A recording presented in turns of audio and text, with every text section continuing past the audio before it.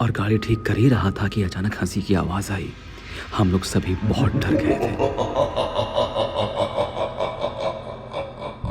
और जल्दी जल्दी गाड़ी ठीक किया और गाड़ी के अंदर बैठ गया। कुछ दूर चलते ही अचानक कुछ कुत्तों के भौंकने की आवाज़ आने लगी। सुनसान जंगल में रात में कुत्तों का भौंकना और फिर की आवाज़ें आना। इतना डरावना माहौल हो चुका था कि हालत ख़राब हो चुकी थी। किट्टू डर के मारे बोल रहा था मैं नहीं जाऊंगा, लेकिन किसी ने बात नहीं मानी। तभी कुछ दूर चलते हम लोगों को बहुत ज़ोर से भूख लगी। अरमान कब से बोल रहा था भूख लगी है, कोई अगर ढाबा अच्छा मिले तो रोक देना। तभी कुछ दूर चलते ही एक ढाबा मिलता है। ढाबा का नाम था विरह होटल। नाम हम लोगों को थोड़ा अटपटा लगा, पर ध्यान नाम पे नहीं पूरा भूख पे था। हम लोग रुके और अंदर गए। अंदर जाते ही एक अजीब सी बात देखी। वो बात ये थी कि कोई किसी से बात ही नहीं कर रहा था। रात के 1 भी बज चुके थे और हम लोगों के सिवाय कोई नहीं था वहां पे। सभी बस इसलिए बैठे थे कि कोई तो पूछने आएगा क्या खाना है और क्या नहीं खाना है, लेकिन कोई नहीं आया।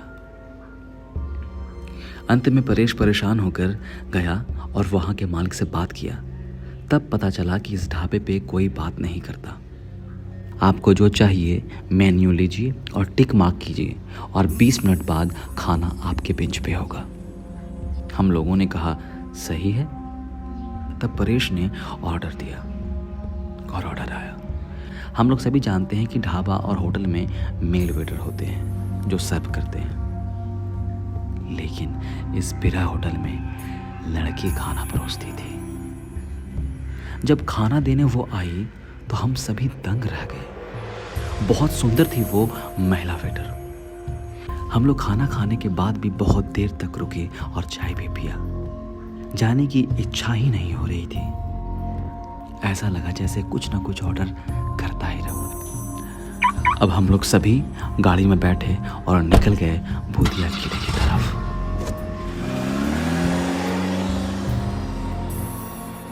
तेज रफ्तार के साथ हम लोग सभी निकल गए आगे की तरफ।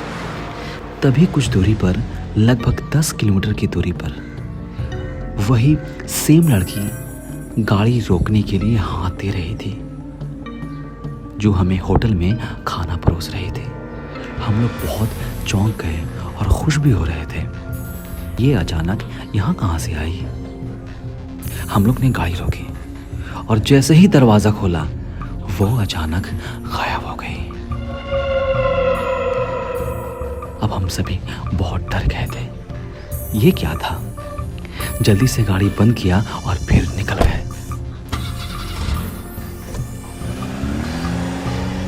सभी बहुत डरे हुए थे। गाड़ी भी ठीक से नहीं चला पा रहे थे। तभी कुछ दूर आगे चलते ही हम लोगों को एक चौक मिला। उस चौक का नाम था भूभारी चौक और उसी बोर्ड पर नीचे लिखा था हॉन्टेड प्लेस और उसके आगे ही 10 किलोमीटर पे था भूतिया किला। हम लोगों ने अपनी गाड़ी रोकी और पहले सोचा क्या करना है। तभी किट्टू बोलता है भाई रहने देते हैं, नहीं झेल पाऊंगा अभी इतना टेंशन, चलो वापस चलते हैं यार। बट इतना बोलते ही परेश गाड़ी चौक के अंदर एंटर करा देता है और हम लोग कुछ देर में भूतिया किला पहुंचने वाले होते हैं। पहुंचने के पहले ही जानवर की आवाजें आ रही थी। सभी पागल हो रहे थे, लेकिन हिम्मत करते हुए पहुंच जाते हैं भूतिया किला। सब लोग गाड़ी से बाहर निकल रहे थे, लेकिन किट्टू बाहर निकलने से मना कर देता है। तभी किट्टू को परेश खींचकर बाहर निकालता है। किट्टू उस किले पे जाने का नाम ही नहीं ले रहा था। अब सब लोग साथ में डर भी रहे थे और चल भी रहे थे। अचानक एक लड़की की चीखने की आवाज बाहर आई। अब परेश भी बहुत डर गया और वहीं रुका और सबको रोक दिया। तभी उसने देखा कि 2 भूत बैठे हैं और कुछ मंत्र पढ़ रहे हैं। 3 भूत और थे जो आसपास थे। हम लोग चुपके से छुप के सब देख रहे थे। एक चीज थी जो हम लोगों को और भी डरा दी। उन सब के पैर जमीन से उठे थे। हम लोग डर के मारे सब कुछ देख भी रहे थे और किट्टू रो रहा था और बोलने लगा कि मुझे घर जाना है। तभी अचानक एक भूत हमारे पीछे खड़ा था। हम लोग सभी अचानक भागने लगे। भागते भागते बिट्टू गिर गया। जल्दी से किट्टू को उठाया और भागने लगा। वो सारे भूत हम लोगों को चारों तरफ से घेर लिया था। हम लोगों को अब लग चुका था कि अब सब खत्म हो गया। तभी अचानक किट्टू के पास माँ का दिया एक माला था जो हनुमान जी का था। वो पूरा जोर जोर से नाम जप करने लगा और माला हाथ में ले लिया। तभी सबके सब भूत बहुत जोर जोर से चिल्लाने लगे। उतने ही देर में हमें मौका मिला और सब उस किले से भाग निकले और जल्दी से गाड़ी में जाकर बैठ गए। जल्दी से गाड़ी स्टार्ट किया और वहां से तुरंत भाग निकले। सब लोग बहुत डरे हुए थे और आगे इसलिए भी डर रहे थे कि आगे चलकर कहीं गाड़ी बंद ना हो जाए। हम लोग सभी तेजी से गाड़ी चला रहे थे। तभी उस ढाबे के पास पहुंचे जहां हम लोग पहले खाना खाने के लिए रुके थे। जैसे ही उस जगह पहुंचा तो ढाबा वहां था ही नहीं। ढाबा खंडहर बन चुका था।